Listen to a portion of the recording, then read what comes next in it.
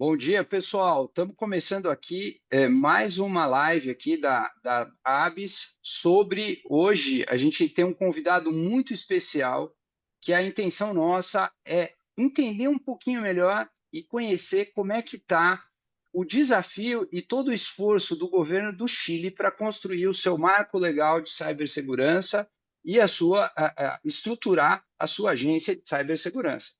E a gente tem o prazer de ter aqui, para conversar com a gente e falar um pouquinho mais sobre isso, nada mais, nada menos que o Daniel Álvares. O Daniel Álvares, que atualmente, ele é o coordenador nacional de cibersegurança no Ministério do Interior e da Segurança Pública, e ele também é líder do Comitê Interministerial sobre Cibersegurança. O Daniel ele tem liderado os processos de elaboração e aprovação da Política Nacional de Cibersegurança, que vieram se estendendo desde 2017 até 2022. Ele também liderou a Política Nacional de Cibersegurança, que é válida agora, de 1923, 2023 até 2028, e a Política de Cibersegurança da Lei do Marco de Cibersegurança do Chile. Então, a gente tem nada mais, nada menos aqui que uma pessoa estratégica para a gente entender o cenário de como está avançando o marco legal a Lei Marco de Ciberseguridade do Chile. Para ser mais exato aqui, usar o nome preciso. Do background do Daniel, ele é doutor em Direito, magistrado em Direito Público e licenciado em Ciências Jurídicas e Sociais pela Universidade do Chile.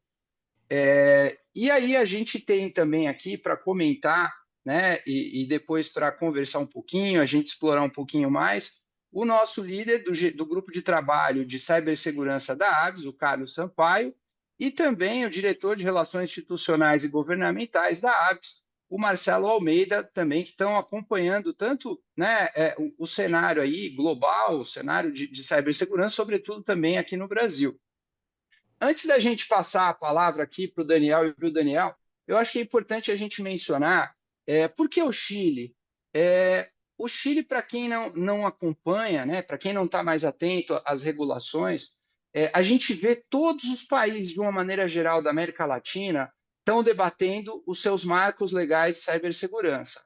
Vários países já têm legislações, regulações específicas, setoriais, mas é um grande desafio ainda você ter um grande marco legal nacional, né, e ter a unificação de tudo isso. Como a gente vê aqui no Brasil, várias agências setoriais já têm, né, as suas regras e normas de cibersegurança ou até computação em nuvem, mas aí a gente também ainda não tem, né, um marco legal, né, um framework ou uma agência regulatória, uma agência de coordenação de cibersegurança a nível nacional. Então, vários países têm discutido isso na América Latina, só que o Chile é o primeiro país da América Latina, se eu não me engano, depois, Daniel, me corrige se eu estiver errado, mas foi aprovada essa legislação em março desse ano. E agora eles já estão em fase de implementação. E aí o Daniel vai poder trazer um pouquinho mais contextualizar para a gente entender como é que é isso. E se eu falei alguma coisa errada, fica à vontade para me corrigir, Daniel. Então é isso. Agradeço muito a presença, a gentileza do Daniel estar aqui com a gente e já passo a palavra para ele para poder trazer para a gente compartilhar essa experiência fantástica aí que vocês têm tocado, liderado no Chile. Com a palavra, Daniel.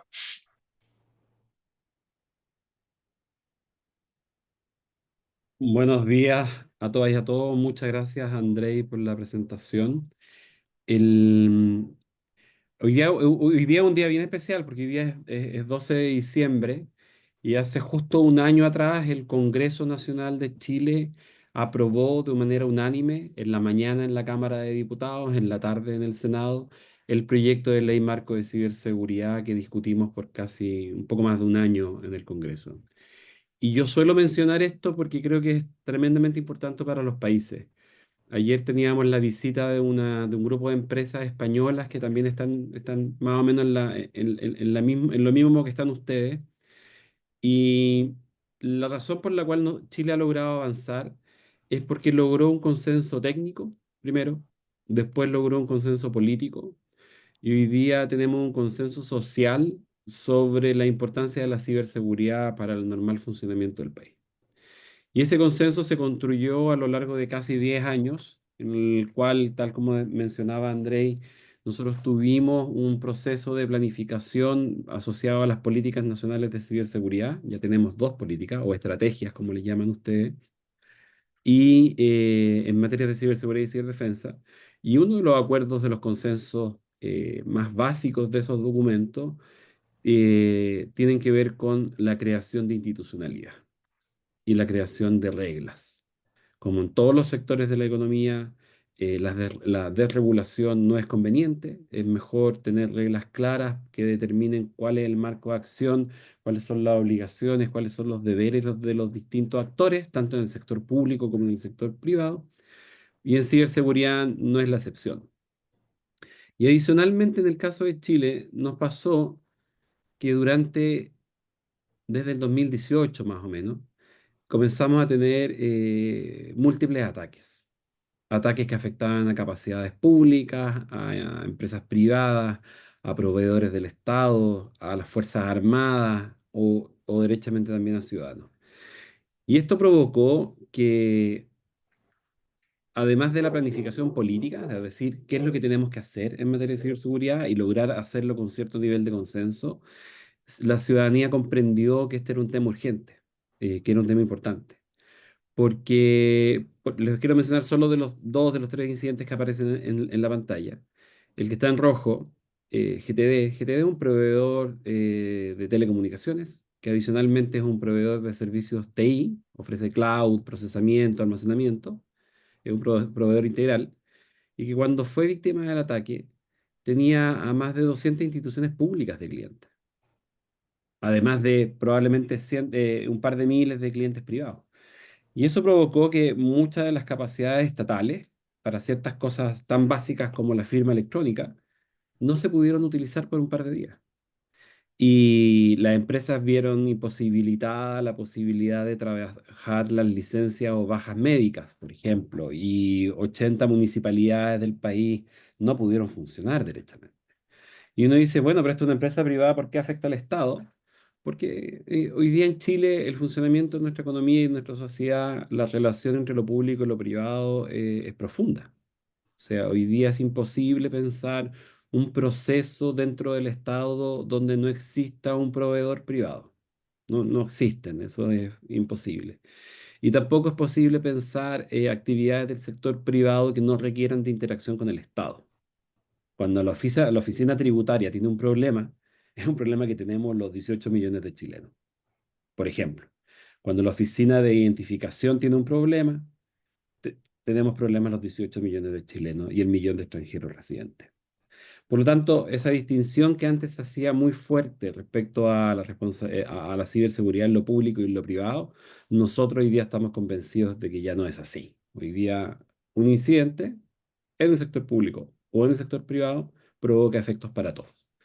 Por lo tanto, teniendo eso presente, cuando el año pasado el presidente de la República aprueba la Política Nacional de Ciberseguridad, la segunda, nuestra segunda estrategia, que como decía André, está vigente desde el año 2023 hasta el 2028, el componente principal de esa agenda era lo que les mencionaba de la institucionalidad. ¿Por qué? Porque los países tienen que avanzar en una medida coherente, con reglas muy claras para el funcionamiento de esto, teniendo muy claro cuáles son las obligaciones. Y todo eso nos permite construir un ecosistema, una infraestructura que sea capaz de resistir ataques. ¿Ya? Incidentes vamos a tener siempre. No hay país que esté a salvo de los incidentes. Y lo importante ahí es cómo nos hacemos cargo. Y esa respuesta está en la política. Y tiene estos 5 objetivos estratégicos que ustedes los tienen a la vista: infraestructura resiliente, derechos de las personas, cultura de ciberseguridad, coordinación nacional e internacional, fomento de la industria y la investigación científica. Que son cosas que, si yo veo el documento de ustedes, la estrategia de Brasil o de los 19 países en América Latina que tienen instrumentos de política o estrategia, son muy parecidos. En el fondo existe un gran consenso técnico respecto a lo que tiene que contener una política. Y el objetivo número 1 de infraestructura tiene que ver con lo que logramos hacer después.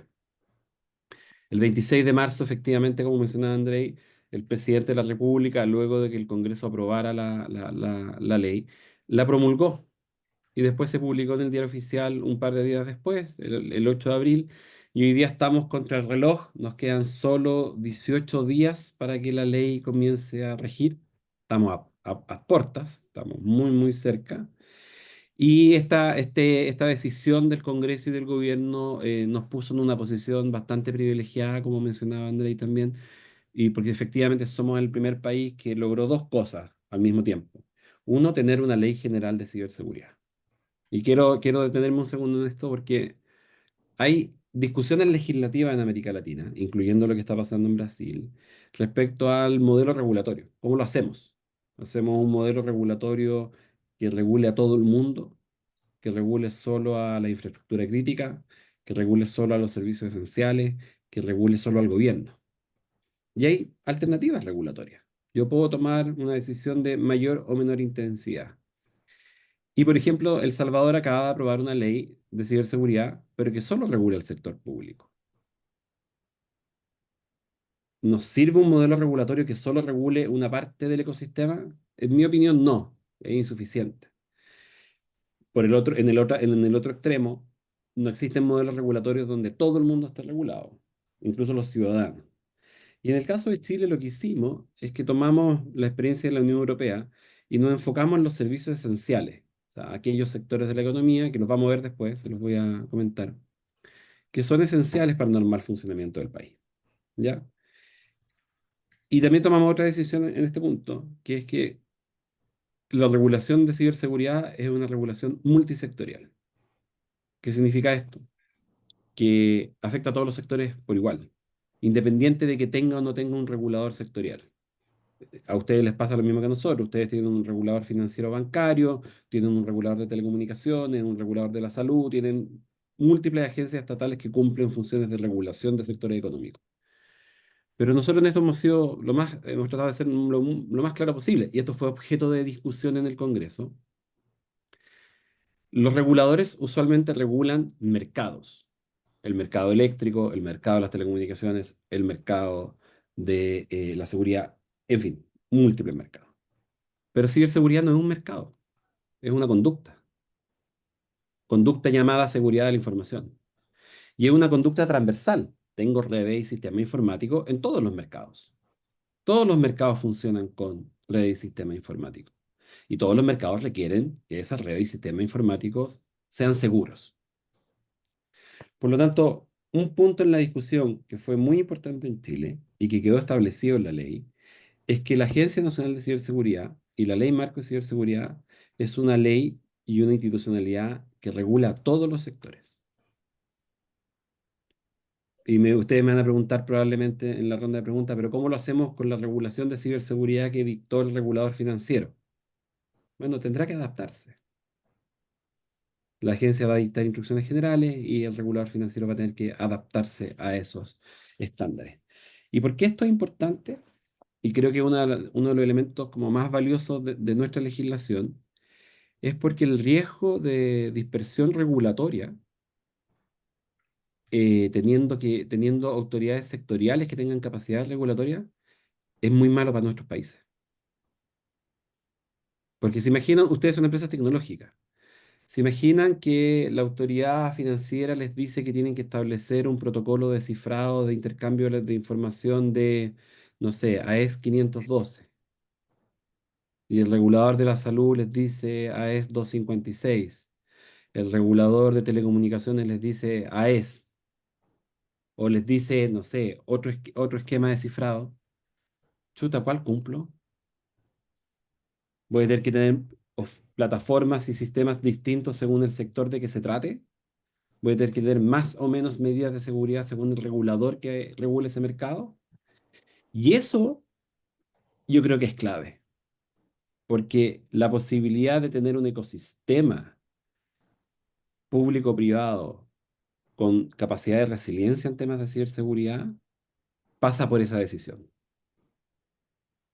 Y eso yo creo que es, más allá del hito de ser los primeros, de tener la primera agencia, de tener la primera ley, estamos convencidos y lo hemos estado conversando largamente con nuestros pares en América Latina, probablemente va a ser una garantía de éxito de la legislación. Porque además Chile aprendió, nos pasó, que nosotros fuimos los primeros con leyes de delito informático en 1993, antes de que existiera Internet o antes de que se masificara Internet. Una pésima ley, mala ley. Y nos costó 2 décadas cambiarla. Fuimos uno de los primeros países en América Latina en tener ley de protección de datos personales en 1999. Pésima ley. Y nos demoramos veintitantos años en modificarla. En cambio, ser los primeros no era el hito. La idea era llegar de la mejor manera posible. ¿Y cómo se hizo esto? Y si ustedes tienen ocasión de leer la ley, la vamos a publicar en inglés en los próximos días, completo, una traducción oficial legal, para que puedan acceder a ellos también en ese formato. Es que primero define institucionalidad. Dice cómo nos vamos a organizar como país en este tema. Segundo, establece principios y definiciones, porque se suele decir que en materia en regulación tecnológica, el riesgo de obsolescencia tecnológica es muy alto, que la ley siempre va más atrás que la tecnología. Y si ustedes miran nuestra ley, no habla de tecnología, no regula ninguna tecnología, regula procesos, regula acciones. Y por lo tanto tuvimos que construir, incorporar principios y definiciones para que ese proceso de adaptación al cambio tecnológico sea lo menos traumático posible y no requiera estar modificando la ley cada 2, 3 años, ¿ya? Y por último, establece lo que nosotros llamamos las normas generales. Y por eso la ley se llama marco, Ley Marco de Ciberseguridad. Establece un conjunto general de obligaciones y luego enfoca en obligaciones particulares según sector, según nivel de exposición al riesgo. Por lo tanto, eso es la estructura. Y luego, esencialmente, lo que hace la ley es que estructura, regula, coordina las acciones que tiene que hacer el país en materia de ciberseguridad, en particular el sector público y el sector privado. Establece un conjunto bien detallado respecto a qué es lo que tiene que hacer una organización en caso de incidente, tanto para prevenirlos como para mitigarlos o para evitar que se propaguen.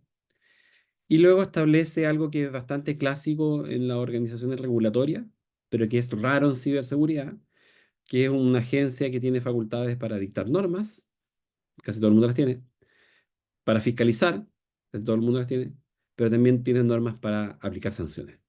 Y esas son excepcionales. En general, las organizaciones no tienen muchas atribuciones en materia sancionatoria. Y en el caso de Chile no las tiene. Y son multas grandes, son multas que pueden llegar a 4,5 millones de dólares ante incumplimientos graves. Y finalmente tiene este régimen sancionatorio y la capacidad de poder ejecutar las decisiones que tome. ¿Ya? Por lo tanto, esa es la ley en general. Pero luego lo que se hizo es cómo nosotros nos organizamos. Y aquí hay muchos elementos en común con lo que han hecho varios países de la región en el nivel infralegal, sin ley, mediante organización administrativa. Primero tenemos una agencia nacional, que es el órgano rector de la ciberseguridad para todo el país. Aquí igual nosotros tenemos una ventaja, diferencia importante, como Chile es un país, un estado unitario, no es un estado federal, crear autoridades nacionales no es complejo, no representa una dificultad. Yo sé que en el caso de Brasil, en el caso de Argentina, en el caso de México, tiene otro nivel esta discusión. Luego, asumiendo lo que les comentaba en un principio, respecto a que ciberseguridad es un tema público-privado, se crea un consejo asesor.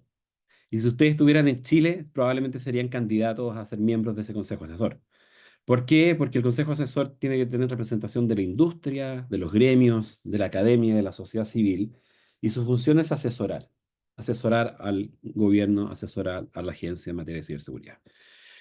Tercero, se mantiene una estructura que existe hasta el día de hoy, que ha funcionado bastante bien, que es la instancia política, que es el Comité Interministerial sobre Ciberseguridad. Ciberseguridad en los estados usualmente es responsabilidad de muchos ministerios, no de uno, de la Cancillería, en el caso de ustedes, de Itamaraty, de Industria, de Comercio, de Seguridad, de Defensa. Y necesitas un espacio vinculante para hacer esa coordinación. Bueno, eso es el comité. Y el resto son capacidades técnicas. Nosotros tenemos una red de conectividad segura del Estado. Todos los servicios públicos salen a Internet solo a través de un ISP. Y el ISP en este caso va a ser la agencia. Y luego los dos centros de respuesta a incidente, el de nacional, que involucra todo el sector público y todo el sector privado, y el de la defensa, que es solo para la defensa. Y como yo les comentaba, la ley está estructurada para regular no todo el mundo, no a todo el mundo, no a todo el país, no a todas las instituciones, sino que está estructurada para regular al concepto que se utiliza en NIS 2, en la regulación europea, que son el concepto de servicios esenciales. O sea, todos aquellos sectores del país cuya afectación, en caso de un incidente, un ciberataque, puede afectar el normal funcionamiento del país. Y los servicios esenciales son los clásicos. Y en algunos países les dicen infraestructuras críticas, operadores críticos. Nosotros seguimos la nomenclatura de la Unión Europea porque políticamente es más simple en Chile. Cuando en Chile uno habla de infraestructura crítica, está hablando usualmente de infraestructura física.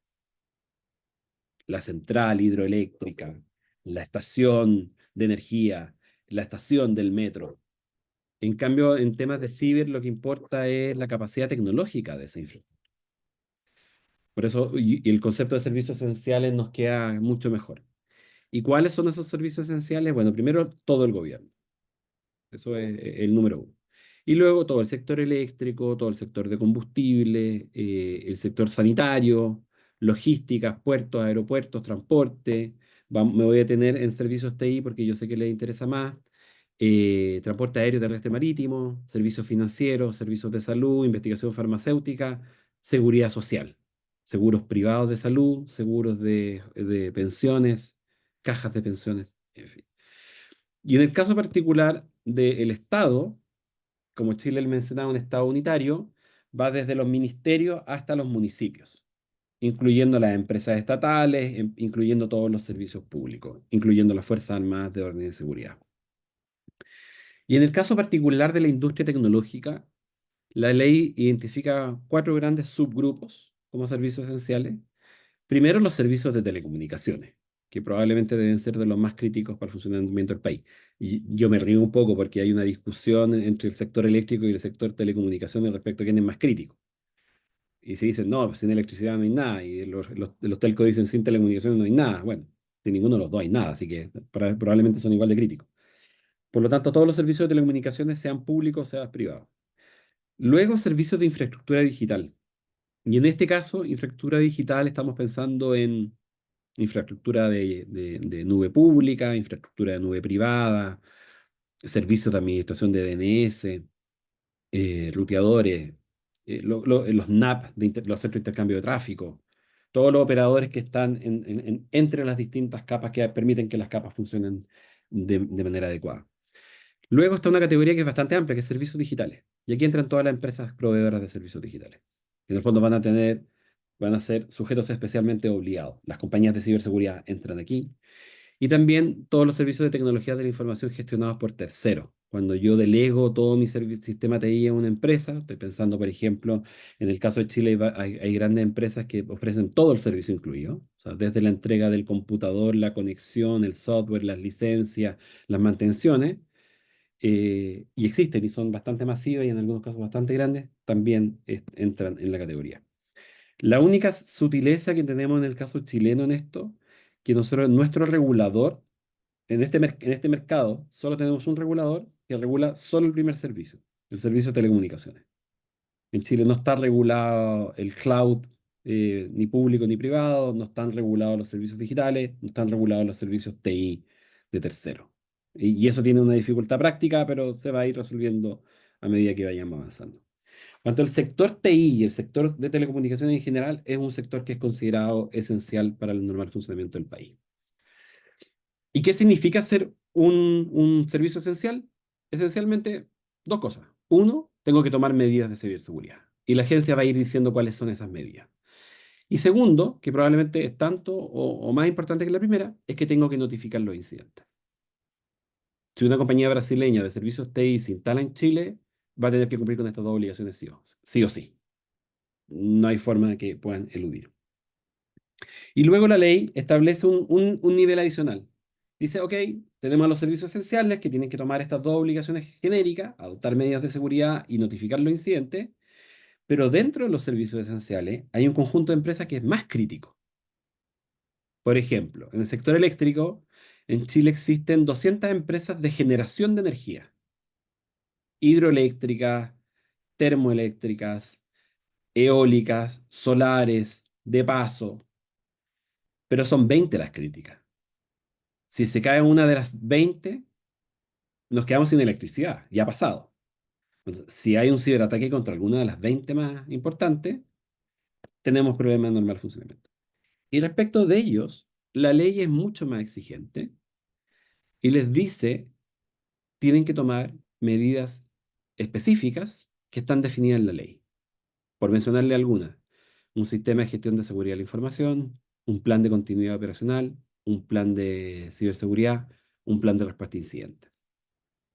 Tienen que tener un delegado de ciberseguridad, tienen que hacer formación, capacitación de su personal técnico, de su personal, tienen que ser capaces de auditar sus procesos, la agencia tiene la posibilidad de auditar sus procesos también, por lo tanto su cumplimiento de obligaciones es mucho más estricto. Las reglas, por ejemplo, de notificación de incidentes son mucho más estrictas en el caso de que sea un operador de importancia vital, ¿ya? Por lo tanto, el modelo regulatorio apunta a todos los servicios esenciales, que ya vimos cuáles, pero se focaliza en aquellos que son críticos para el funcionamiento del país. Por ejemplo, líneas aéreas. Por ejemplo, empresas portuarias. Y la infraestructura asociada, el puerto, el aeropuerto, la carretera. Y luego lo que la ley hace es que define la institucionalidad, como les mencionaba, y crea la Agencia Nacional de Ciberseguridad, que va a comenzar su existencia legal el 1 de enero del 2025, o sea, en 18 días, y que es un servicio público, autónomo, descentralizado, que tiene patrimonio propio, que tiene personalidad jurídica, que es técnico y especializado, y que tiene muchas atribuciones. De hecho, esto ha sido objeto de harto debate en Chile. ¿Por qué tiene tantas atribuciones? Nosotros decimos que tenemos menos que el regulador financiero, pero efectivamente tenemos hartas. Y las que son más importantes tienen que ver con dictar protocolos, estándares e instrucciones generales y particulares. La que está destacada en rojo en la pantalla. Porque como les decía, la ley no entra en particularidades técnicas. Eso va a ser misión de la agencia, ¿ya? Requerir acceso a información. Nos pasó en Chile el año pasado que tuvimos un incidente muy grave. La plataforma de compra pública cayó por completo y la empresa proveedora nunca más contestó el teléfono. Se desapareció. Y era una empresa grande, era un contrato grande, y tuvimos que ocupar unas reglas del regulador de telecomunicaciones para poder intentar entrar a la empresa. Y no lo logramos, no fue posible. En cambio, la agencia tiene la autoridad para entrar, desarrajar, allanar, incautar. Con orden judicial, por supuesto, pero tiene una facultad especial en ciertos casos. Y también, otra de las frases que está destacada en amarillo, la agencia tiene la capacidad de establecer estándares y certificar y homologar. En el fondo, hacer que esto vaya avanzando de la manera más automatizada posible. Y luego tenemos el CECIR Nacional, Centro de Respuesta a Incidentes, que su función principal es responder a incidentes. Su función principal es hacer búsqueda preventiva de vulnerabilidades, notificar esas vulnerabilidades, ir a prestar un servicio a la comunidad, ¿ya? Por lo tanto, el modelo regulatorio chileno lo que ha hecho es ir resolviendo los nudos críticos que se fueron generando en el país, pero recogiendo los mejores estándares internacionales. Yo vengo llegando de una semana en España y ellos nos decían como que tienen que implementar NIS 2, que la modalidad que nosotros adoptamos de una autoridad única central probablemente va a ser un modelo que ellos van a terminar copiando en el mediano plazo. Porque ustedes saben, o si no lo saben, se los cuento brevemente, España tiene 4 autoridades de ciberseguridad. Y que cada una trabaja cuatro. Cuatro.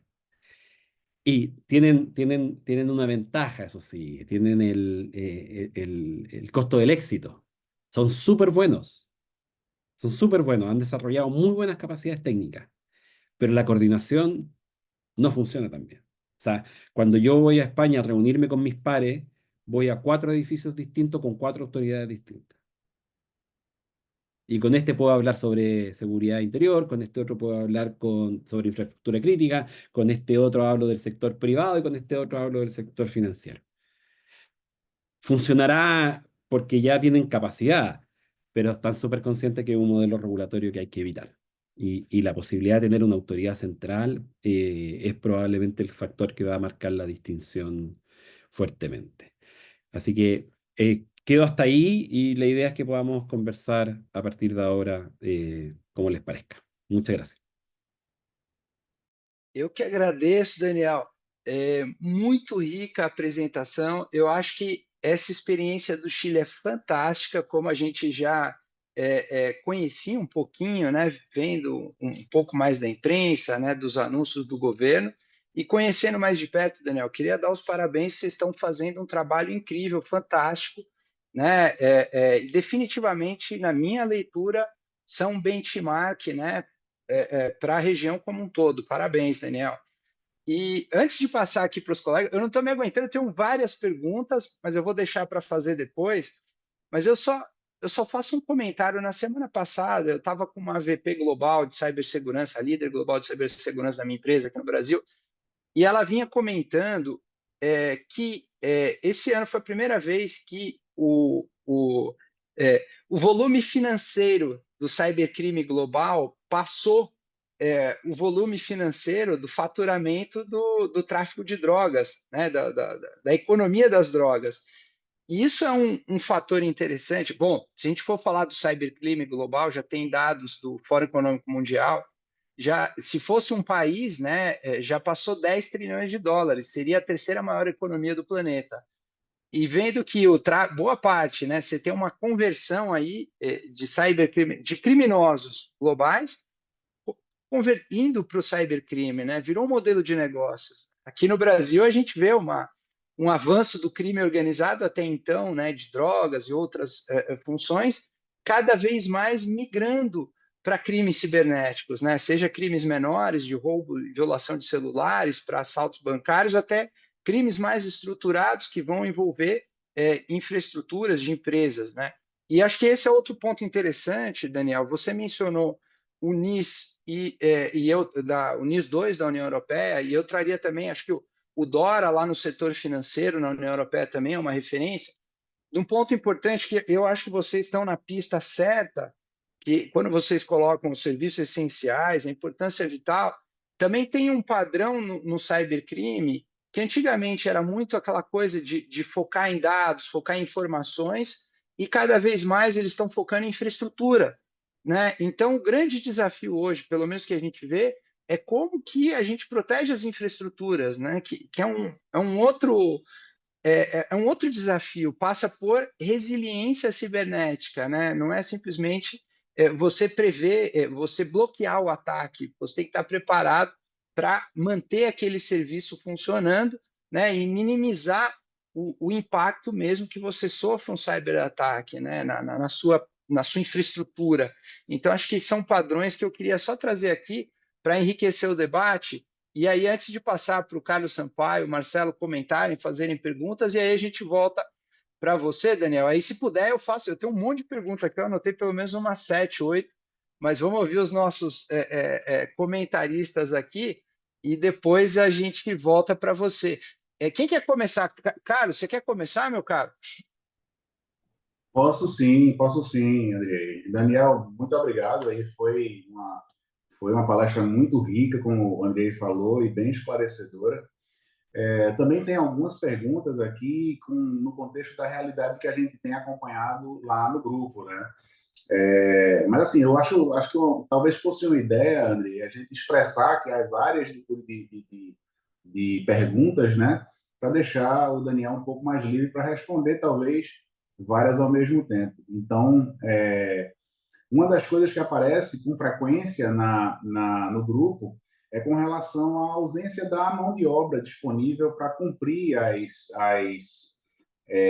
tarefas necessárias, né, com a especialidade necessária, e a crescente exploração do usuário final por falta dessa cultura de cibersegurança, né? A gente viu aí diversos relatórios da IBM, do ISC2, lá da Verizon DBIR, dizendo que a grande maior parte dos ataques com sucesso começam com um clique ou com a instalação de alguma coisa que não era para ser feita pelo usuário, por pura falta de conhecimento. E aí, dessa área aí de ausência de mão de obra, de fomento de cultura, e aí vocês também, partindo para um modelo onde vai ser disponibilizado todo um aparato governamental formado por centros de resposta a incidente, agência reguladora, esse tipo de preocupação também vem à mente, né? A falta de recurso humano suficiente, ou se a gente tem aí uma oportunidade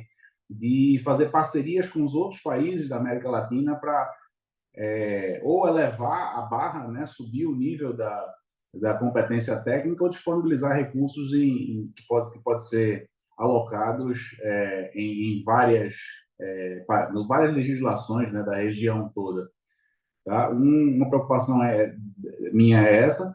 A outra tem a ver com o que o Andrei falou agora há pouco de infraestrutura crítica. Eu fico muito feliz em ver que existe toda um interesse na definição do que é que se chama de serviços críticos, né, de infraestrutura crítica, uma vez que o crime evolui, né? A gente está muito longe do tempo em que o objetivo era causar dano, né? Eu lembro, no começo da década dos anos 2000, lá, eu trabalhava numa grande empresa de telefonia e, naquela época, o finzinho dos buffer overflows, né, dessas vulnerabilidades sistêmicas, o que o atacante queria fazer era tocar o terror, era destruir tudo, era causar caos, né? Hoje, com essa comercialização, né, e a organização desse tipo de crime, o objetivo é financeiro, puro e simples. E aí as infraestruturas críticas aparecem como uma forma de você ter uma segunda margem de manobra além da infraestrutura estar parada, porque essa infraestrutura crítica parada ela vai afetar a população. E aí, em afetando a população, a necessidade de uma resposta precisa ser mais rápida. Tá? Então, para iniciar essa conversa e não tomar muito tempo, essas duas áreas aí, tanto a parte de mão de obra, formação, cultura, parcerias entre países e essa questão da organização, né, da parte de transformar o crime em negócio, né, são as duas áreas que eu tenho interesse aqui em ouvir alguma coisa do Daniel. Excelente, muito obrigado, Carlos. Marcelo? Maravilha, obrigado, Andriei, obrigado, Daniel, por ter aceito aí o nosso convite. Tive a oportunidade de estar com o Daniel pessoalmente aqui em Brasília, né? Nos conhecemos pessoalmente, conversamos um pouco aqui a respeito dessas questões de cibersegurança.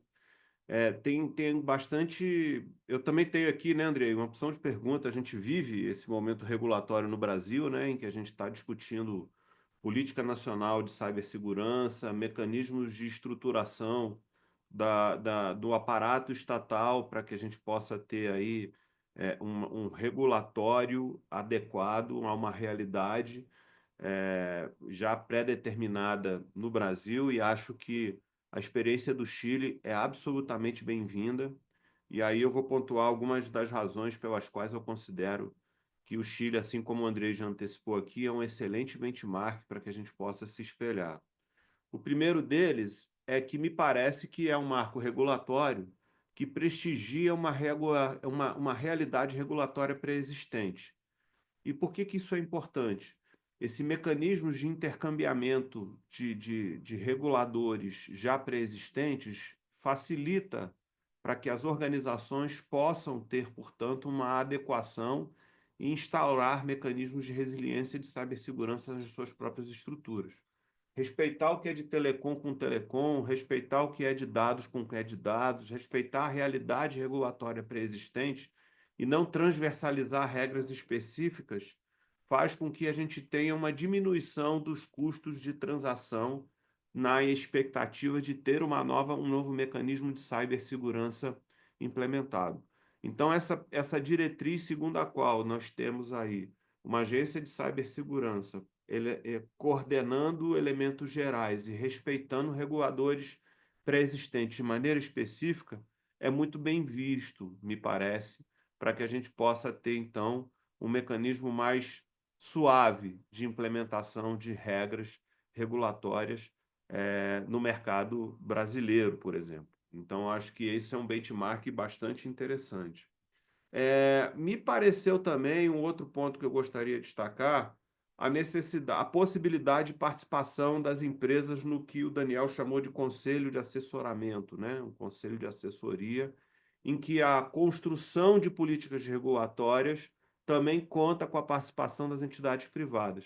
Então, considerar os elementos produtores de tecnologia, as empresas produtoras de tecnologia, como parte desse mecanismo regulatório, seja na oitiva, seja na consulta, para que a gente possa construir marcos regulatórios mais sólidos e próximos da realidade, também me parece uma iniciativa bastante interessante.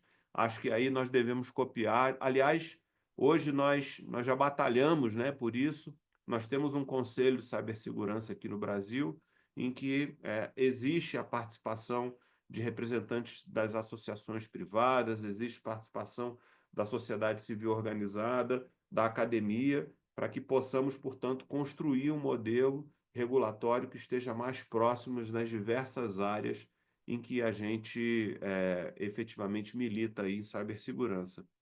E, por fim, para encerrar aqui as minhas primeiras considerações, tem um aspecto, Daniel, que nos preocupa sobremaneira nessa questão da operacionalização regulatória e cibersegurança, que é o que eu vou chamar aqui de parametrização de equipamentos.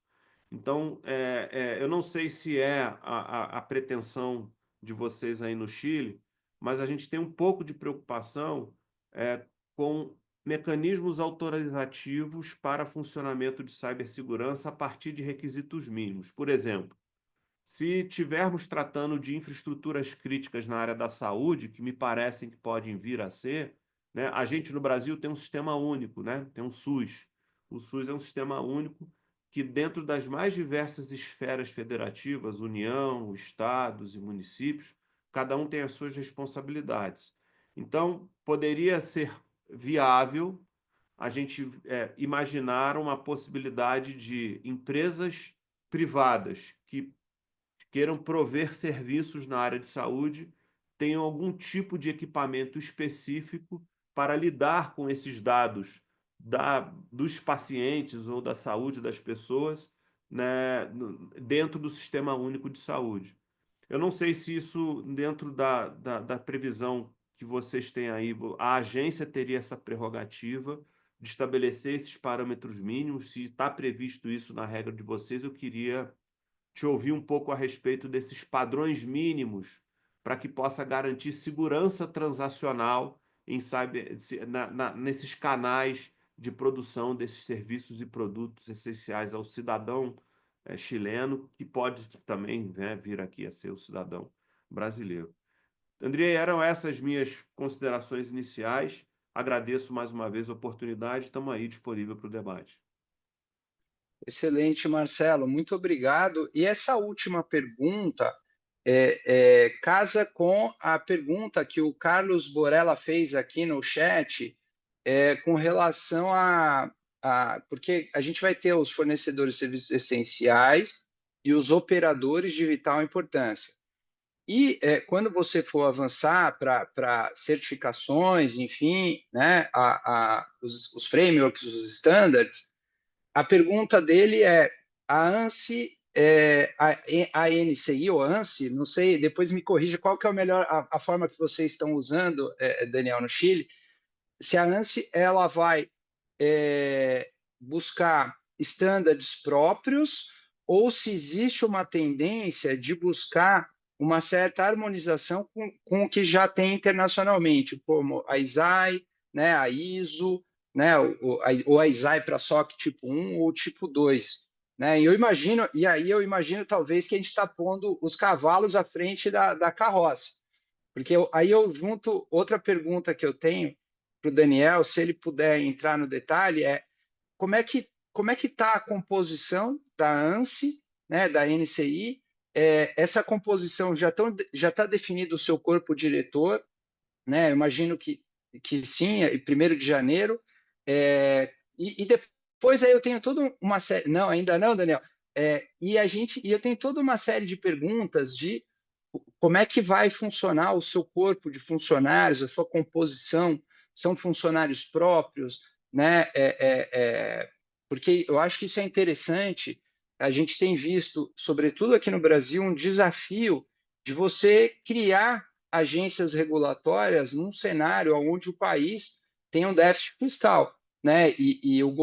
No qual o governo é muito questionado por conta do seu déficit fiscal de gastar mais dinheiro. Então, o Brasil vive esse cenário hoje, e eu diria que talvez esse é um dos grandes desafios para você avançar, né, no nosso marco legal de cibersegurança, o desafio é a estruturação da agência de cibersegurança. A gente tem, Daniel, não sei se chegaram a passar para você, a gente criou a agência, a Autoridade Nacional de Proteção de Dados Pessoais, a nossa autoridade de privacidade, ela foi criada já há alguns anos, mas até hoje, se eu não me engano, a gente está com 90 funcionários ainda, só 90. Agora ela recebeu autorização, se eu não me engano, para mais 280 cargos. Mas é uma agência que ela tem uma função, né, de defesa de um direito fundamental para vários setores, mas ela não tem braço para minimamente fazer fiscalização, para avançar. E você imagina que sejam 300 funcionários, por exemplo, só a Agência Nacional de Telecomunicações, que regula só um setor, da última vez que eu vi, tinha mais de 1.500 funcionários. Né? O Banco Central, né, que, entre outras atribuições, regula o setor financeiro, também tem vários, milhares de funcionários. Então, esse é um grande desafio que a gente vê aqui. Seria bacana ver como é que o Chile está conseguindo, né, enfrentar também esse desafio, né, de criar agências de uma maneira responsável. Né? E aí eu pergunto, aqui no Brasil a gente se pergunta, será que não é o caso dessa agência regulatória trabalhar com o setor privado numa autorregulação também, né, dividir o fardo com as associações empresariais para a gente também trabalhar juntos? Não sei. São perguntas que a gente faz, enfim, Daniel. Não sei. E aí mais uma vez, eu coloco essa ponderação. Não sei se a gente também já está colocando os carros, né, os bois na frente da carroça, se a gente está se adiantando a um problema que ainda é anterior, né? Precisamos estruturar, avançar. Mas, enfim, Daniel, volto para você. E quem tiver alguma pergunta, fica à vontade para fazer no chat também, que aí eu trago aqui para vocês. Daniel, espero que a tradução, espero que ela esteja funcionando, senão você levanta a mão aqui, tá?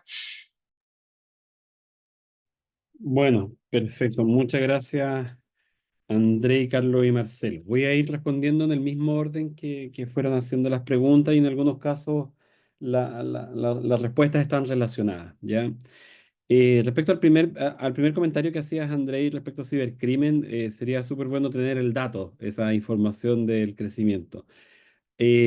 Nosotros hemos visto que la criminalidad informática ha crecido en Chile, tenemos datos coincidentes, pero no en ese impacto, no en esa magnitud, ¿ya? Tenemos más delincuencia informática, pero no ha llegado a los niveles del narcotráfico o no ha llegado a los niveles del crimen organizado, al menos en Chile. Entonces sería interesante ver de a dónde vienen esos datos en función de la realidad de qué países están siendo analizados, ¿ya?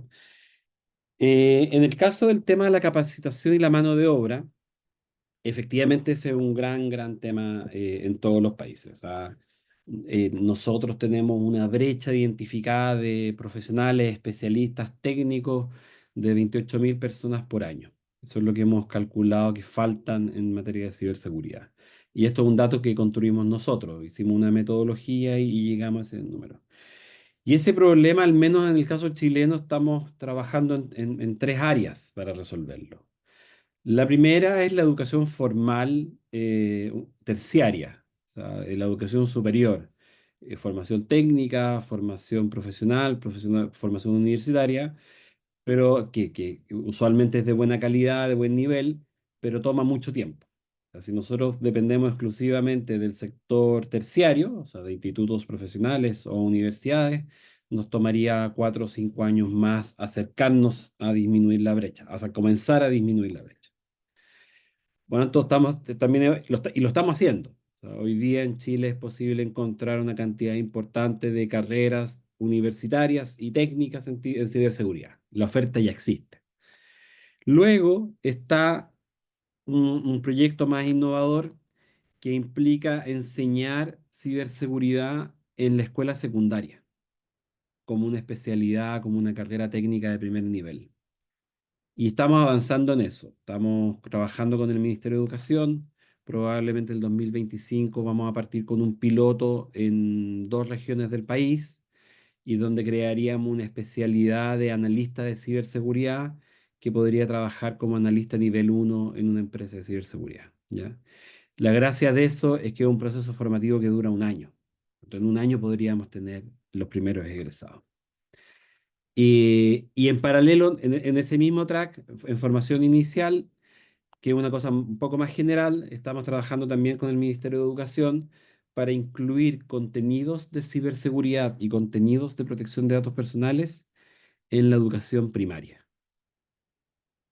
O sea, que chicos, niños y niñas de 8 o 9 años empiecen a conocer conceptos de privacidad y ciberseguridad desde segundo, tercero de primario, ¿ya? Si eso nos resulta, debiera ser un éxito a mediano plazo, pero esos son los aprendizajes profundos. Si nosotros logramos entrar ahí, probablemente vamos a ver resultados en 7 o 8 años, pero esos resultados probablemente van a ser radicalmente distintos a todo lo demás que estemos haciendo. Ese es en el segundo nivel. Y en el tercer nivel, estamos trabajando, y de hecho lo lanzamos hace 2 o 3 días atrás, en lo que lo que se llama normalmente las bootcamp. Hacemos una bootcamp sobre ciberseguridad que dura 6 meses. Se le paga a las personas por estudiar. Se les da un bono. O sea, la formación es gratuita, pero además se les paga porque asistan a clases. Lanzamos 2.700 becas hace una semana para el curso que comienza ahora en enero. Y eso ha funcionado. Eso ha sido bastante bueno. Ya lo habíamos hecho antes. Ahora lo estamos haciendo específicamente en temas de ciberseguridad. Y ahí hay un reciclaje de gente que estudió, no sé, psicología, que no logró encontrar trabajo en psicología y que ahora está trabajando en temas de ciberseguridad. Y nosotros decimos ese es nuestro fast track. Es el canal rápido para formar especialistas en ciberseguridad y lo estamos haciendo en distintos niveles, ¿ya? Y eso nos ayuda a resolver el tema de la mano de obra, o nos está ayudando a resolver el tema de la mano de obra. Pero nos falta la otra parte, nos faltan los usuarios, nos faltan los trabajadores, nos faltan las personas que usan tecnología. Y nosotros, en lo que hemos estado haciendo, de hecho tengo el dato aquí a la mano, denme un segundo, porque una de las cosas que hemos estado haciendo largamente es hacer campañas y alertas. Este año hemos hecho más de 80 capacitaciones a funcionarios públicos en todo el país.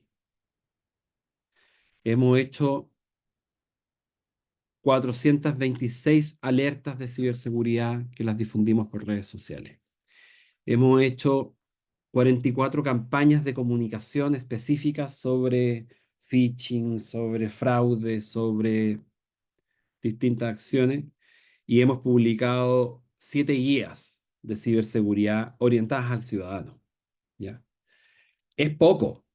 Los números parecen altos, pero es poco. No hemos logrado medir bien el impacto, no hemos logrado precisar bien la audiencia, estamos trabajando en ello, pero hoy día, por cierto, que estamos probablemente en una mejor situación de que lo que estábamos hace 2 años atrás, ¿ya? Antes nuestros mensajes llegaban solo a la comunidad especializada, a la comunidad de ciberseguridad del gobierno y del sector privado.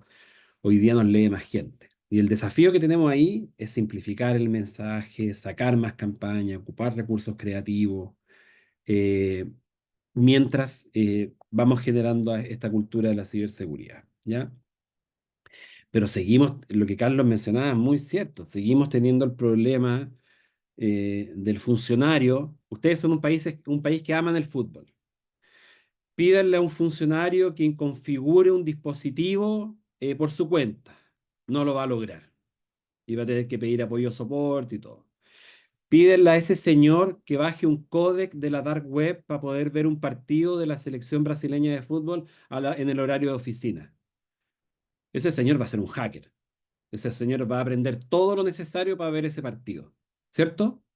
Bueno, eso sigue pasando. Nosotros tenemos incidentes asociados a un usuario que tenía una necesidad que no fue resuelta institucionalmente y se la ingenió para descargar un plugin, lo instaló en el computador, pasó por alto el firewall, pasó por alto el antivirus y terminó esa institución con un ransomware que se lo llevó todo. ¿Ya? Hay un consultor estadounidense que dice que una de las mejores medidas de ciberseguridad es poner pantallas de televisión en los espacios comunes de las empresas, para que la gente vea el partido de soccer, el partido de béisbol, antes de que se pongan a instalar cosas en las redes, ¿ya?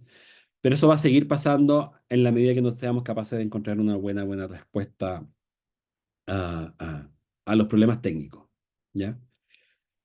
Porque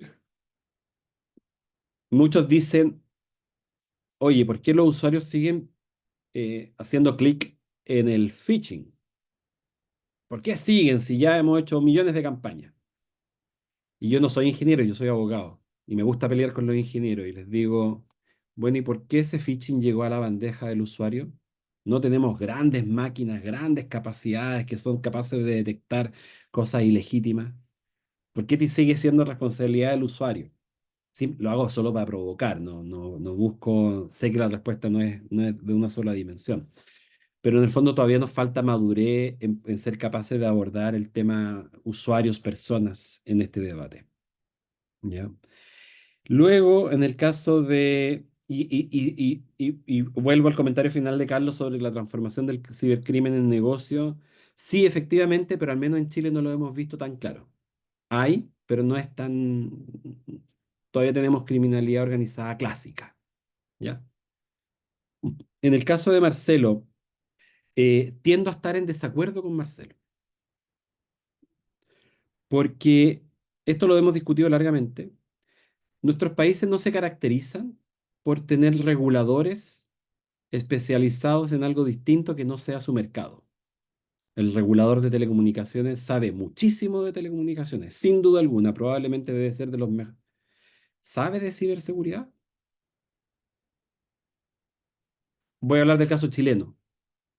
El regulador de seguridad social probablemente sabe muy bien cómo calcular la fórmula para la pensión de jubilación y probablemente sea el mejor. ¿Sabe de ciberseguridad? Probablemente no. Y sin perjuicio que algunos sectores han avanzado, especialmente el sector financiero y en algunos casos el sector telecomunicaciones, incluso en Europa se está discutiendo hoy día la posibilidad de volver a un modelo concentrado. Ustedes saben que en la Unión Europea tenemos regulación de ciberseguridad centralizada en NIS 2 y tenemos dos marcos especiales, infraestructura crítica y DORA para el sector financiero. Hoy día la conversación en la Unión Europea es eliminar DORA y eliminar infraestructura crítica y centralizar la discusión en ciber. Porque se dieron cuenta que algo que nosotros lo hemos discutido harto, le hemos dado muchas vueltas, fue probablemente una de las partes más difíciles del proyecto de ley, es que si nosotros asumíamos como cierta la afirmación de respetar la especialidad regulatoria del regulador, probablemente íbamos a tener 10 estándares de ciberseguridad distintos. Y 10 estándares distintos tiene costos transaccionales para el privado, más altos que tener solo un estándar. Y aquí me vinculo con la pregunta tanto de Andrei como del comentario también de Marcelo del tema de los estándares, porque hoy día no hay que inventar la rueda. Y estoy de acuerdo con Andrei en el sentido de que no hay que poner la carreta delante de los bueyes. Hoy día en muchos ámbitos no tiene ningún sentido dictar estándares propios. ¿Para qué? En el sector, no sé, en medios de pago, en POC, hay un estándar de ciberseguridad reconocido internacionalmente por la industria y funciona y opera y ha sido una buena experiencia. La ley chilena habilita a la agencia a reconocer esos estándares internacionales como estándares propios, ¿ya? Y por lo mismo, en la mayor cantidad de casos, el proceso vinculado a estándares va a ser más un proceso de homologación que un proceso de estandarización. Y vuelvo un poco aquí a Marcelo respecto a estándares mínimos. En general, la agencia esperamos que sea bien agnóstica respecto a los frameworks, pero ciertamente está basada en framework. Si uno mira el artículo octavo de la ley y mira el sistema de gestión de seguridad de la información y mira los componentes, es la 27001, es la ISO 27001. O sea, no lo dice, pero está fuertemente inspirada. Pero uno también puede ver que los otros estándares, ISAE, ISOC, NISP, son estándares homologables. Y una de las cosas que hemos estado conversando, no hay una decisión sobre esto, pero que se ha estado evaluando, es que, por ejemplo, en el sector eléctrico hay un estándar especializado que promovió el regulador eléctrico en Estados Unidos. No me acuerdo el nombre, que es bien conocido. Probablemente homologuemos ese nomás, porque no vamos a ir contracorriente, no tiene sentido ir contracorriente. Y probablemente en aquellos mercados o aquellos sectores donde hay un estándar fuerte dominante, probablemente se homologue ese. En aquellos ámbitos donde existan dos o tres o cuatro, lo que en el fondo se hace es que se mira la estructura de los frameworks o de los estándares y se homologa lo que sea común. Y aquí a propósito, y vuelvo al comentario de Marcelo respecto a las reglas especiales de los reguladores especiales o sectoriales, hoy día todo es una red y un computador. Lo que cambia es el dispositivo, la forma del dispositivo final. En el sistema de salud tenemos redes, computadores, y se le enchufan, se le conectan dispositivos llamado escáner, llamado máquinas de laboratorio, llamado el bisturí electrónico. En el fondo son endpoints con formas distintas. Pero el funcionamiento es un computador, una red, una unidad de computación, una unidad de comunicación, un protocolo de intercambio de información y un software basado en un lenguaje estandarizado o un lenguaje conocido. Lo único que cambia es el periférico final. Y esto nos pasa en casi todos los sectores. Son muy, muy pocos los sectores donde el endpoint es radicalmente distinto. OT puede ser. Eventualmente OT hay algunas cositas que pueden ser raras. Pero incluso en OT sigue siendo una red de transmisión de datos más una unidad de cómputo, que está metida en un motor gigante, que es fea, que no es de aluminio, que no tiene un teclado bonito, pero en el fondo es eso. Y como les decía antes, nuestra obsesión con esto es que es una conducta, es cómo yo aseguro que esa red, cómo ese sistema informático, cómo ese dispositivo no sea vulnerable, que no sea atacado o si es atacado, cómo resisto de mejor manera. Y ahí los estándares, Ana, y aquí voy a mezclar respuestas. Y ahí los estándares probablemente, y aquí sí estoy de acuerdo con Marcelo, la capa gruesa, que probablemente va a ser harto, sea bueno que sea una sola, en el caso nuestro, desde la Agencia Nacional de Ciberseguridad. Y probablemente el diferencial, donde sí valga la pena respetar la deferencia del regulador sectorial, es, por ejemplo, la ciberseguridad del dispositivo médico que está conectado a esa red. Pero la ciberseguridad de la red, la ciberseguridad del computador, debiera ser un estándar único, ¿ya? Y esto lo hemos conversado con las empresas tecnológicas en Chile, porque tenían el susto. Imagínate una empresa gigante como Sonda, que es una gran empresa chilena de tecnología. El susto que tenían ellos era que les salieran 14, porque son 14 sectores, 13 sectores, que me muero si me salen 13 regulaciones distintas, porque ya me ha pasado en otros ámbitos. Por tanto, ahí yo creo que la concentración regulatoria puede ser tremendamente positiva. Y respecto al comentario de la participación de los privados en la política pública, estoy completamente de acuerdo, Marcelo y Andrei. Es la forma de hacer política pública hoy día, especialmente en temas tecnológicos. O sea, el Estado tiene capacidad regulatoria, tiene especialistas, tiene técnicos, pero el gran conocimiento está en el sector privado. Y eso, esa sinergia es crítica, es clave. Y a nosotros nos ha resultado bastante bien. Yo creo que te comenté, Marcelo, la vez que nos juntamos, que cuando estábamos en el proceso de discusión de los reglamentos, nosotros con apoyo del BID hicimos un desayuno. Invitamos a todos los gremios. Íbamos preparados para que destrozaran nuestros reglamentos. ¿No? Nos hicieron comentarios súper específicos. Mira, esta cosa puede que no funcione tan bien en esta industria por tales y tales razones, o en esta va a funcionar súper bien porque ya está más madura.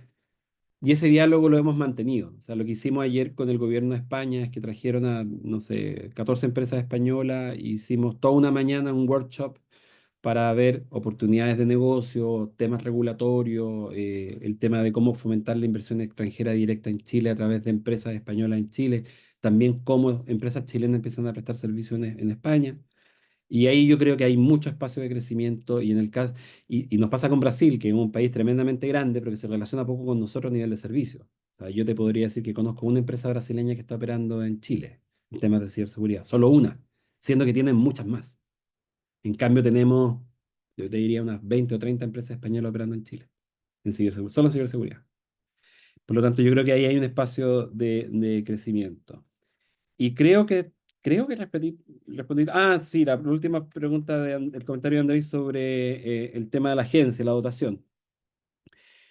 No puedo ni confirmar ni desmentir de que hay un primer director. Hay que esperar el acto formal del presidente de la República. Los directivos son cargos que se van a llenar durante los primeros meses porque son por concurso técnico, un concurso abierto público y técnico, así que van a ser competitivos. Y en general esos concursos en Chile funcionan bastante bien. Hoy día nosotros nos vamos con una primera dotación de 40 personas, que eso es lo que nos traspasamos del Ministerio del Interior a la nueva agencia, el 1 de enero, eso ya está listo.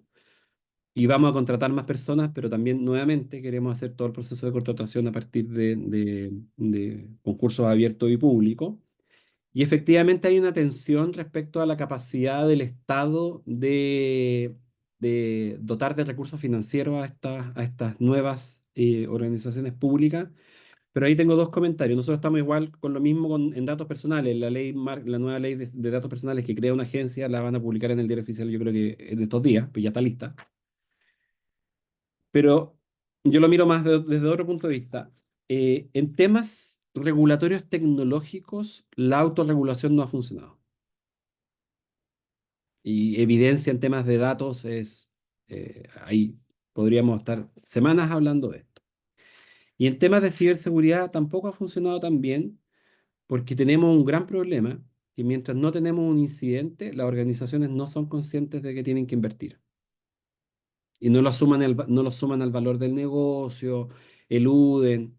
Pero lo que yo sí les puedo decir, porque tengo datos, es que en todos los incidentes que nos ha tocado trabajar en el último año, el costo de gestión del incidente es más caro que la inversión que habrían hecho si es que en todos. O sea, y la diferencia es, la inversión costaba $500.000, el incidente les costó $2 millones.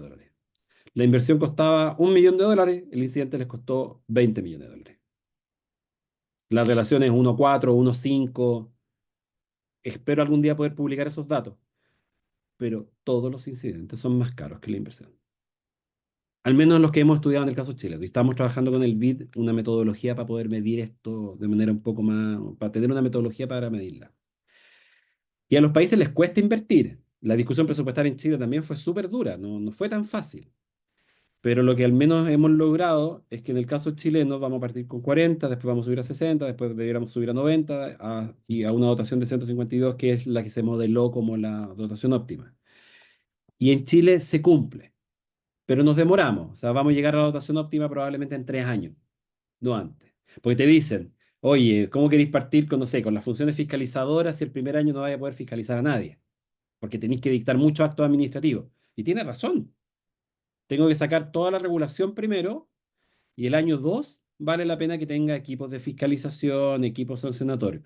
Voy a pagarle sueldo durante un año a un equipo que no va a tener trabajo, no tiene sentido. Y ahí tiene razón el Ministerio de Hacienda. Es como parcelemos la implementación y vamos por fases. Y y ciertamente la discusión presupuestaria es crítica, pero los costos de no hacerlo son más altos que invertir en el momento adecuado. Y ese es el mensaje al menos que nosotros tenemos tanto a nivel interno como a nivel regional. Así que eso, creo que respondí todo. No sé si es que hay algo que se me quedó fuera. ¿Mm? Eso creo que Não, es. respondeu sim, Daniel. Respondeu sim. E a gente já está caminhando aqui para o final. A gente tem mais uns 16 minutos.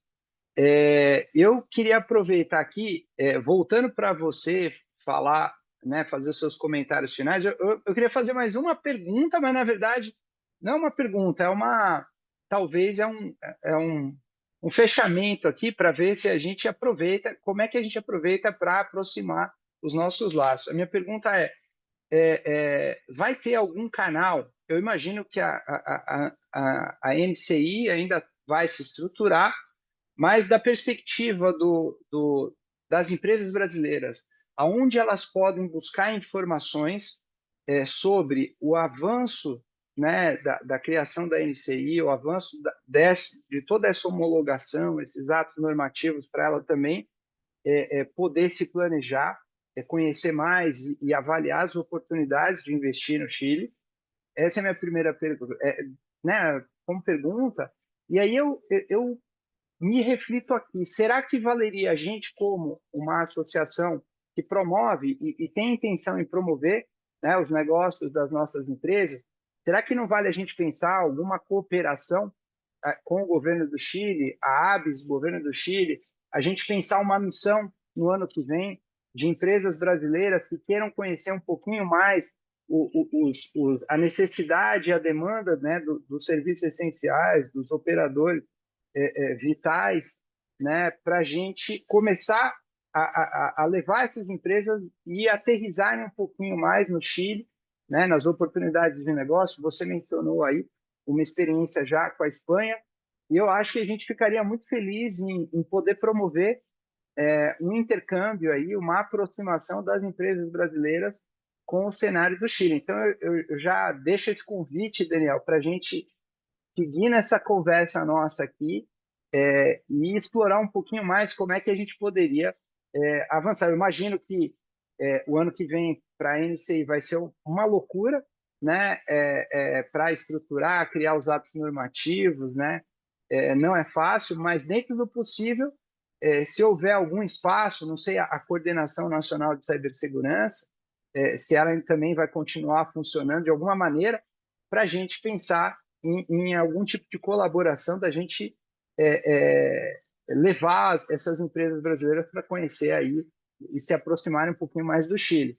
E aí eu volto, antes de voltar à palavra final, Daniel, eu só queria passar para o Carlos ou para o Marcelo, se vocês têm alguma pergunta ou algum comentário final antes da gente voltar para o Daniel responder e eventualmente fazer o fechamento dele.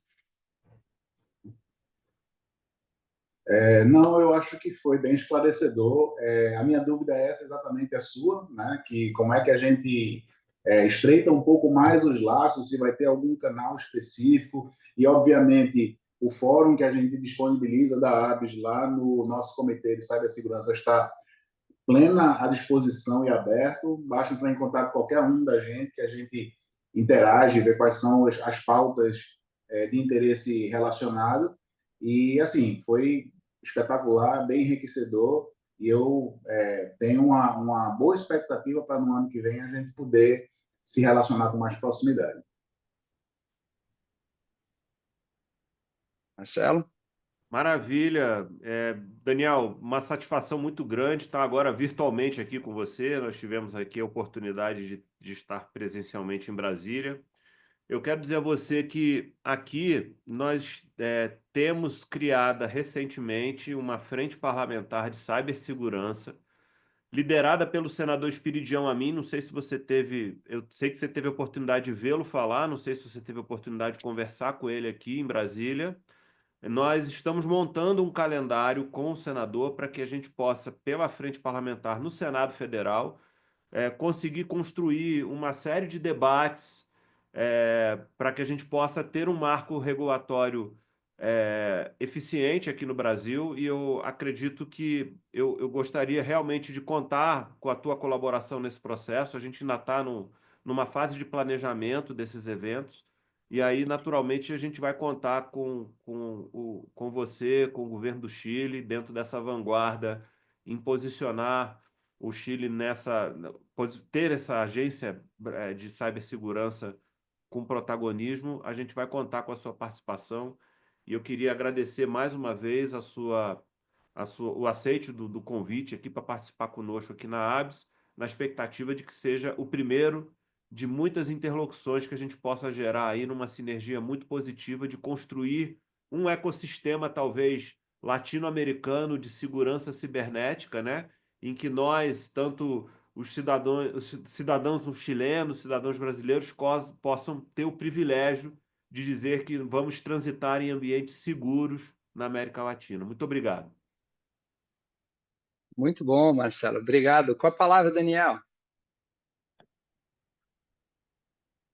Muchas gracias, Andrés, Marcelo y Carlos. Estoy de acuerdo contigo, Marcelo. Yo creo que una de las ventajas que nosotros hoy día tenemos en la región es que se ha ido desarrollando una industria regional, nacional y regional en materia de ciberseguridad, que tiene que aprovechar de ciertas ventajas competitivas y transformar probablemente este sector en un sector relevante para la economía de cada uno de nuestros países y de la región. Porque al final la demanda en temas de ciberseguridad es tan grande que incluso los grandes no son capaces de llegar acá. O sea, y eso es un dato que yo creo que hay que tener presente. Y respecto a cómo seguir trabajando, nosotros, sin perjuicio que es verdad, André, que vamos a tener mucho trabajo, es cierto, pero esto no importa, porque en la medida que nosotros tengamos un ecosistema nacional y regional de industrias de la ciberseguridad, vamos avanzando también en cumplir otros objetivos. Ponte tú el tema de fortalecimiento de nuestras propias soberanías. O sea, el hecho de que tengamos nuestra capacidad soberana tecnológica, incluyendo la seguridad, es clave para nuestros países. O sea, no mencionemos marcas, pero cuando dependemos exclusivamente de marcas que están ubicadas en el norte global, se nos llega a cortar la fibra en el Océano Pacífico, en el Océano Atlántico y quedamos desprovistos de seguridad y eso no puede pasar, ¿ya? Por lo tanto, cuenten con nosotros, nosotros vamos a tener una unidad de relaciones internacionales y también una unidad de vinculación con el medio. Y lo que estamos haciendo con España, que en el fondo la Embajada de España hizo la gestión junto con la Cámara de Comercio, y van a estar 3 días en Chile, hoy día están en una universidad, fueron a visitar empresas, es algo que nosotros podemos apoyar. Y al mismo tiempo, si hay empresas brasileñas que quieran instalarse en Chile como inversión extranjera, nosotros tenemos una oficina especial que se dedica a recibir ese tipo de inversión. Y algo no les comenté en esta presentación porque no era tan pertinente, pero nosotros recibimos, hasta el año pasado nunca nos había tocado. Y este año por primera vez tuvimos que participar en procesos de apoyo a inversión extranjera directa en Chile. Cuando empresas internacionales que se vienen a instalar a Chile pidieron activar el mecanismo, es un mecanismo que tiene incentivos tributarios, que tiene un montón de beneficios, y en Ciber nunca había tocado. Este año nos tocó 3 veces ya. Por lo tanto, hay canales, hay vías, ustedes ya tienen mis contactos, a partir del 1 de enero solo cambiará la web, la coordinación desaparece, Andrei, haremos un acto de cierre de la coordinación y a partir del 1 de enero, déjenme ponerle la dirección abajo, ahí está en el chat, la agencia asume toda esta responsabilidad y esto es un tema prioritario para nosotros. O sea, generar un ecosistema regional es algo que nos importa mucho. Tenemos un proyecto y Marcelo a total disposición para trabajar con ustedes. Ya tenemos un diálogo político con el gobierno sobre esto, así que no hay ningún problema. Porque tenemos un proyecto con la Unión Europea, que lo financia la Unión Europea, para apoyar a los países en fortalecimiento regulatorio. ¿Ya? Y lo que vamos a hacer es que vamos a hacer talleres presenciales y virtuales para gobierno, parlamentarios y organizaciones como las de ustedes, para efectos de fortalecer el debate regulatorio que tengan que tener en el Congreso. No decirles lo que tienen que hacer, no decirles, no sé, lo que conversábamos con Marcelo. Existen 4 modelos regulatorios. absolutos, competencia general, competencia parcial, competencia sectorial. Y las buenas cosas de cada uno de esos modelos, con información dura, con datos, y que cada país tome la decisión que quiera tomar. Porque una de las cosas que nos pasó a nosotros es que había poca información disponible. Y creemos que aprovechando la experiencia que tuvimos nosotros, nos puso en una posición en la cual hay hartos aprendizajes que pueden ser útiles para la decisión que tenga que tomar otro país. Y ese proyecto ya está firmado, vamos a comenzar la ejecución del 1 de enero. Brasil es uno de los países beneficiarios de ese proyecto. Tengo que hablar con André Molina sobre cómo lo ejecutamos a nivel de gobierno, pero probablemente los vamos a contactar para que lo ejecutemos en el nivel social civil, gremios. Así que, no, encantado y felices de coordinar, cooperar. Así que muchas gracias, buen día a todas y a todos. Muito obrigado, Daniel. Mais uma vez, em nome da ABS, aqui agradeço a sua presença, a gentileza em aceitar o nosso convite, compartilhar essa experiência incrível. E agradeço a participação aqui dos nossos colegas, né, também que assistiram aqui, participaram, também os colegas que estão acompanhando lá no YouTube. Muito obrigado, Daniel. Carlos Sampaio também, Marcelo. Muito obrigado. E seguimos cooperando, Daniel, seguimos cooperando para ajudar vocês, para a gente colaborar com o Chile e vice-versa também, aproveitar a experiência de vocês para ajudar aqui também o governo brasileiro a avançar. Muito obrigado.